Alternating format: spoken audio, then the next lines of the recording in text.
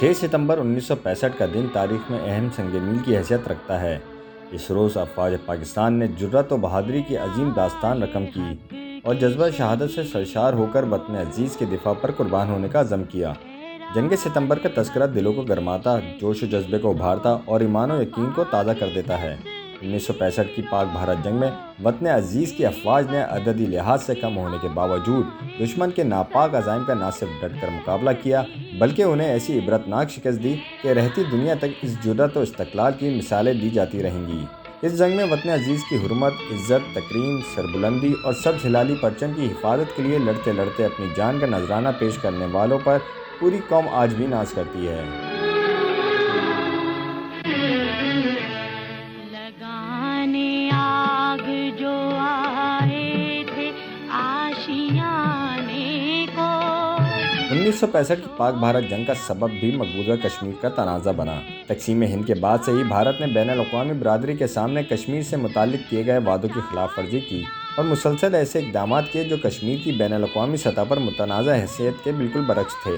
ایک طرف بھارت کا بین الاقوامی برادری کے سامنے کشمیر میں استصواب رائے کا وعدہ، تو دوسری جانب مقبوضہ کشمیر کو بھارت کے نمائندہ کمیشن رپورٹ پر عمل درآمد کی صورت وفاقی ڈھانچے میں شامل کر کے بھارت کا اٹوٹ انگ قرار دینا اور پھر رن آف کچھ میں پاکستانی علاقے پر بھارت کا حملہ، یہ تمام عوامل ایسے تھے جن کے باعث پاکستان کا جوابی رد عمل ہر صورت لازمی تھا۔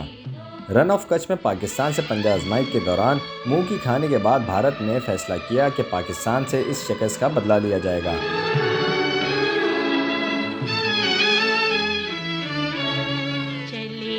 جو ہوگے شہادت کا جام پی کر تم رسول۔ 6 ستمبر 1965 کو بھارت نے رات کی تاریکی میں میجر جنرل نریندر پرساد کی قیادت میں 25ویں ڈویژن ٹینکوں اور توپ خانے کی مدد سے لاہور پر 3 اطراف سے حملہ کر دیا۔ بھارتی جرنیل صبح کا ناشتہ لاہور میں کیے جانے کا سوچ بیٹھے تھے، مگر انہیں کیا معلوم تھا کہ کچھ ہی دیر میں پاک فوج کے جانباز انہیں تارے دکھانے والے ہیں۔ دشمن کے ناپاک عزائم خاک میں ملانے کے لیے پہلے پہل اس کے لاہور کی جانب بڑھتے قدم روکنے تھے، جس کے لیے ستلج رینجرز کے جوانوں نے نہ صرف جان کے نذرانے پیش کیے بلکہ BRB نہر کا پل تباہ کر کے دشمن کا لاہور میں پہنچنا ناممکن بنا دیا۔ اس تمام تر صورتحال کو یقینی بنانا کسی طور پر معجزے سے کم نہ تھا۔ تاریخ میں 20 ستمبر کی پاک بھارت جنگ کو دوسری جنگ عظیم کے بعد ٹینکوں کی سب سے بڑی جنگ قرار دیتے ہیں۔ طاقت کے نشے میں چور بھارت نے پاک فوج کی توجہ لاہور محاذ سے ہٹانے کے لیے 600 ٹینکوں اور 1 لاکھ فوج کے ساتھ سیالکوٹ میں چاروا، باجرہ گڑھی اور نکنال کے مقام پر حملہ کر دیا، لیکن پاک فوج کے جوان اپنے جسموں پر بند باندھ کر ٹینکوں کے آگے لیٹ گئے اور چونڈا کے محاذ کو دشمن کے ٹینکوں کا قبرستان بنا دیا۔ سینکڑوں بھارتی ٹینک ملبے کا ڈھیر بن گئے۔ چونڈا کے مقام پر پاک فوج کی قیادت جنرل ٹکا خان کر رہے تھے، جنہوں نے ہمت و بہادری اور شجاعت کے ذریعے نہ صرف سیالکوٹ کو بچا لیا بلکہ بھارتی کمانڈروں کی جانب سے پاکستان کی لائف لائن GT روڈ کو کاٹنے کی خواہش بھی ناکام بنا دی۔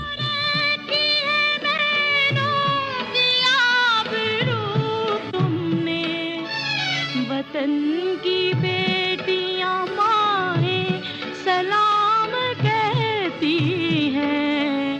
اسی طرح میجر عزیز بٹی 1965 کی جنگ میں دشمن کو ناکو چنے چبوانے اور ملک کی دفاع کے لیے بے مثال قربانی اور شجاعت کا مظاہرہ کرنے والے پاکستان کے بہادر سپاہی تھے۔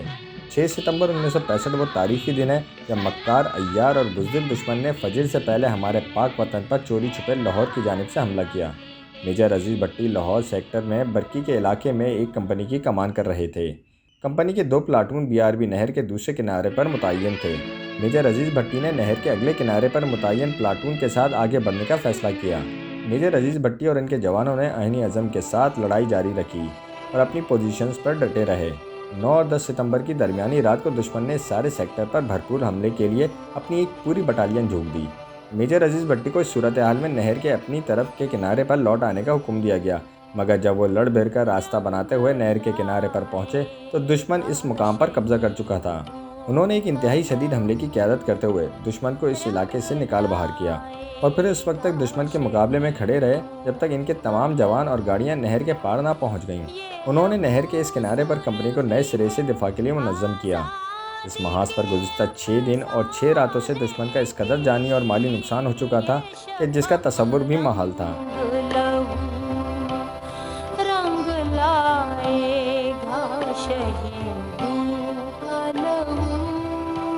بھارتی فوج اس محاذ پر پاکستانی 150 جوانوں کی مختصر نفری سے شکست کے بعد جان لیوا احساس کمتری میں مبتلا ہو چکی تھی۔ اس محاذ پر بھارت کے سینکڑوں فوجی جہنم موصل ہو چکے تھے، جبکہ جواب میں پاکستانی فوج کے صرف 11 جوان شہید ہوئے تھے۔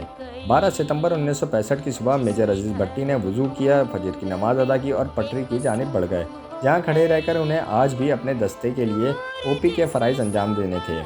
اپنے محاذ پر ڈٹے میجر عزیز بھٹی ہر خطرے سے بے نیاز دشمن کا مقابلہ کر رہے تھے کہ ایک گولہ ان کے سینے کے آر پار ہو گیا، جس سے وہ موقع پر ہی شہید ہو گئے۔ انہیں ان کے کارنامے اور بہادری کے سبب پاکستان کے سب سے بڑے فوجی اعزاز نشان حیدر سے نوازا گیا۔